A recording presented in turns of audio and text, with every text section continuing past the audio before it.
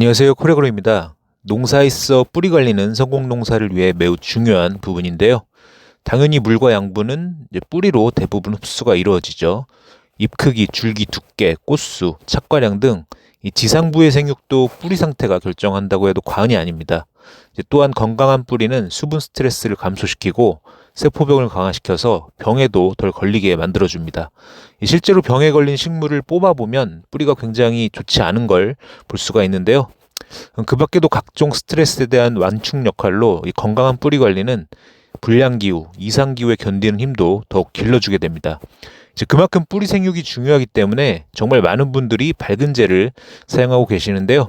하지만 밝은제를 사용했음에도 효과가 있는 건지 없는 건지 잘 모르겠다, 이렇게 말씀하시는 경우도 굉장히 많이 있습니다. 이 최근 나오는 밝은제들을 살펴보면요, 이 뿌리가 잘 성장할 수 있도록 여러 가지 해주 추출물, 아미노산, 미량요소, 휴믹산 등이 함유되어 있습니다. 분명 뿌리 발달이 다 좋은 성분인데 왜 효과가 미비하거나 없는 걸까요? 이 사람도 아무리 좋은 약을 먹더라도 운동도 안 하시고 몸에 해로운 걸 많이 하시면 건강하지 않듯이 이 뿌리가 제대로 뻗을 수 없는 환경, 상태인 경우에는 아무리 좋은 밝은제를 사용하셔도 뿌리 생육이 좋지 않을 수 있습니다. 그렇다면 어떤 경우에 밝은제를 사용해도 효과가 없는 걸까요? 먼저 과습과 배수 불량입니다. 물론 뿌리 발달을 위해 적당한 수분은 필수이겠죠. 하지만 토양산소가 있어야 호흡을 하고 이 새뿌리를 만들 수 있습니다. 하지만 과습, 이 배수 불량으로 토양의 산소가 부족하면 뿌리 발달이 멈추게 됩니다. 간수 후 하루가 지났는데 여전히 흙이 축축한 경우, 흙에 코를 대고 냄새를 맡았는데 달걀 냄새가 나는 경우, 뿌리 끝이 갈변되는 경우, 물을 충분히 주시는데도 계속해서 작물이 시드는 경우에는 토양이 과습된 상태일 수 있습니다. 이 과습된 상태는 밝은제를 사용해도 효과를 기대하기 어려운데요. 이 배수 관리에 신경을 쓰시고 토양 수분 함량 체크 후 관수하는 등 이 토양을 과습하지 않게 관리하시는 게 더욱 중요하겠습니다. 다음은 높은 토양 이씨입니다. 이 토양의 양분이 과다하게 쌓인 걸 의미하는데요. 이 경우에도 밝은제로 효과를 보기는 어렵습니다. 이 염류가 높으면 삼투압 스트레스, 즉 물 흡수가 안 되고 오히려 식물 속 물이 빠지는 탈수 현상이 일어나는데요. 이는 세포 분열이 억제되고 뿌리 생육도 멈추게 됩니다. 염류가 높을 때는 생육이 거의 멈추거나 매우 더디고요. 역시 물을 줘도 시드는 경우가 있고요. 또 잎끝, 테두리가 마르고 칼슘 결핍도 쉽게 나타나게 됩니다. 이 염류가 높아서 뿌리가 좋지 않을 때는 이 밝은제를 사용하시기보다는 먼저 관수로 염류를 씻어내고 밝은제를 사용하시는 게 더욱 효과적이겠고요. 이 밝은제보다는 염류의 내성을 갖는 관련 제품을 사용하는 것도 좋은 대안이 되겠습니다. 하지만 근본적으로는 이 염류 문제는 잡기 전 충분한 제염 작업과 함께 또 내 토양에 알맞은 퇴비, 비료 등 적절한 양분을 공급하시는 게 더욱 중요하겠습니다. 이 다음은 지온이 극단적일 때인데요. 이른 봄철 정식하거나 여름철 고온기에는 지온이 너무 낮거나 또 너무 높을 수 있는데요. 뿌리 생육에 있어 효소 반응이 매우 중요한데 낮은 지온은 효소 반응이 거의 멈추게 되고요. 이 높은 지온은 단백질 손상으로 효소 기능을 상실하게 되면서 뿌리가 잘 발달되지 않습니다. 이러한 경우에도 밝은제를 사용한다고 해서 뿌리가 잘 발달되기는 어렵고요. 이때는 햇빛, 멀칭, 물관리, 토양 공기 등 이 지온을 너무 낮게, 높지 않게 관리하는 게 더욱 중요하겠습니다. 다음은 양분 부족 불균형 시입니다. 이 뿌리 생육은 영양 생장에 속하는데요. 그렇기 때문에 질소, 인산, 가리부터 미량 요소까지 모든 필수 성분이 잘 공급되어야 뿌리도 그만큼 잘 성장하게 됩니다. 이 토양 속 양분이 부족한 상태인데 이 밝은제만 사용한다고 해서 뿌리가 제대로 발달하기는 어렵습니다. 이 또한 비료를 꾸준히 공급했지만 특정 성분을 집중적으로 공급하시는 경우에도 이 불균형적인 양분 공급으로 뿌리 발달을 더욱 어렵게 만듭니다. 특히 질산태질소 위주의 공급은 지상부 생육은 눈에 띄게 좋아지지만 뿌리 발달은 굉장히 부진한 경우도 많이 있는데요. 이런 경우에 많은 착과량 등 짐이 많이 실리면 생육이 급격히 나빠지게 되는 원인이 되기도 합니다. 이럴 때 엔텍은 완효성 비료이기도 하지만 암모니아 태질소 공급량을 늘려서 이 뿌리 생육에도 도움이 되기 때문에 사용을 권장을 드리는 거고요. 그 밖에 인산, 칼슘, 미량 요소 등 이 토양 속에서 흡수가 잘 되지 않는 성분들의 공급 관리에 신경을 써주시는 게 중요하겠습니다. 다음은 심한 뿌리 손상입니다. 말 그대로 이미 심하게 뿌리가 손상된 경우라면 밝은제를 사용하셔도 소용이 없겠죠. 이제 미부숙, 생유기물 투입 시 분해 시 나오는 가스에 의해서 뿌리가 손상되기도 하고요. 그리고 이제 뿌리 해충에 의한 손상 등 여러 요인으로 뿌리가 심하게 손상되는 경우가 있습니다. 이때는 밝은제만으로는 뿌리 생육을 좋게 만들기 어렵기 때문에 원인부터 제거하시거나 예방하시는 게 더욱 중요하겠습니다. 다음은 토양의 물리적 문제인데요. 이제 뿌리가 잘 뻗으려고 해도 토양이 너무 딱딱하면 뿌리가 잘 뻗기 어렵죠. 특히 토양이 다져져서 딱딱해진 경반층은 이 뿌리를 아예 뻗지 못하게 만들기도 합니다. 이제 뿌리가 깊게 뻗지 못하고 옆으로만 퍼지고요. 삽이 특정 깊이에서 더 이상 파지지 않을 때, 또 비온 뒤 물고임이 오래 지속되는 경우에 이 경반층 문제를 의심해 볼 수 있는데요. 이때도 당연히 밝은제로 효과를 보기는 어렵습니다.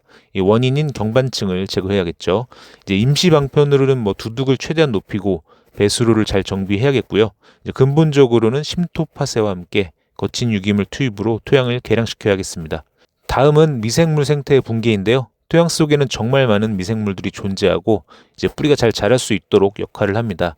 유기물 분해, 인산용해 등 이 식물이 양분을 흡수할 수 있게 하고 이 근권균, 근균균 등 이제 뿌리가 잘 자랄 수 있도록 역할을 하기도 합니다. 하지만 토양 소독을 실시하는 경우 이제 이러한 유용 미생물도 다 같이 죽기도 하고요. 또 산성 토양은 병원성 미생물이 우점을 하기도 하고요. 이제 유기물 공급이 적은 토양의 경우도 미생물의 먹이가 없기 때문에 미생물의 활성이 떨어져서 뿌리 생육이 부진해집니다. 이제 이 경우에도 밝은제 사용보다는요, 이 토양 속 미생물이 잘 자랄 수 있는 환경을 만들어 주시는 게 더욱 중요하겠죠. 이 토양 수분을 항상 적정 수분을 유지하는 것, 그리고 산성 토양이면 석회를 넣고 개량하고요. 이제 먼저 토양 환경을 이렇게 개선시키시고 양질의 유기물, 즉 미생물의 먹이를 넣고 미생물을 넣어야 이제 미생물이 잘 활성화되고 토양도 개량되면서 뿌리가 잘 발달하겠습니다. 여러 가지 더 원인이 있겠지만 대부분 중요한 요인은 말씀드린 것 같고요. 이처럼 과습부터 토양 속 미생물 붕괴까지 이러한 경우에는 밝은제 사용이 크게 효과가 없다라고 말씀을 드렸습니다. 그럼 밝은제는 이제 필요가 없는 걸까요? 그렇다면 밝은제를 언제 사용하면 효과적으로 그리고 제대로 사용할 수 있는지 간략히 알아보겠습니다. 이제 먼저 정식 직후입니다. 정식 시 이식 스트레스도 발생하고 새로운 토양 환경에도 이제 모종이 적응을 해야 하는데요. 이때 밝은제 사용은 이식 스트레스도 완화하고 또 뿌리가 빠르게 활착하는 데 큰 도움이 됩니다. 그래서 이제 정식하실 때 밝은제를 사용하시거나 아니면 정식 후 7일 안으로 밝은제를 사용해 보시는 걸 권장을 드리고요.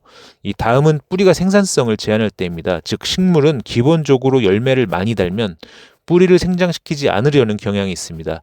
이 농가분들은 지금 열매가 많이 달려 있어도 더 많은 양수분을 흡수하게 만들어서 더 착화를 시키시거나 아니면 지금 달린 열매를 더 크게 키우고 싶어 하시는 경우가 많이 있으실 텐데요.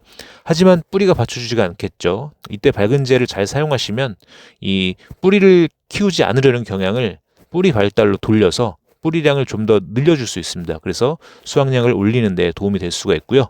이 다음은 경미한 스트레스 상황입니다.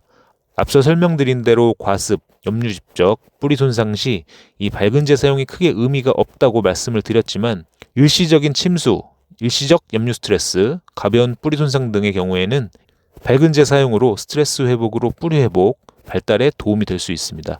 이 다음은 저온기, 고온기 생육 부진 시입니다. 이 마찬가지로 앞서 지온에 대해서 말씀을 드렸는데요. 이 자료마다 다르지만 대개 뿌리 생육에 좋은 지온은 18도에서 25도 정도 사이입니다. 하지만 지온이 10도 이하이거나 32도 이상처럼 지온이 너무 낮거나 높은 경우에는 밝은제를 사용하셔도 크게 의미가 없겠지만 지온이 다소 낮거나 다소 높을 때는 밝은제로 충분한 도움을 받을 수 있습니다. 다음은 관주를 위주로 양분 관리를 하는 포장입니다. 이제 많은 분들이 특히 하우스 시설 같은 경우에 관주 위주로 추비 관리를 하시죠. 이 관주 비료는 물 공급 시 물에 녹여서 물과 함께 비료를 주는 방식인데요. 이제 그만큼 식물이 가장 빨리 반응하는 형태의 양분 공급입니다. 다만 식물은 잎, 줄기, 과실 등 지상부 위주로 크게 되죠. 즉 뿌리는 힘을 받지 못하는 건데요. 이때 밝은제와 함께 사용하시면 뿌리도 같이 발달시키고 이에 뿌리 조기 노화를 막는 데도 도움이 되기 때문에 농작물 관리에 더욱 효과적입니다. 오늘은 밝은제 효과가 없는 상황과 밝은제를 언제 사용하면 좋을지에 대해서 간략히 설명을 드렸는데요.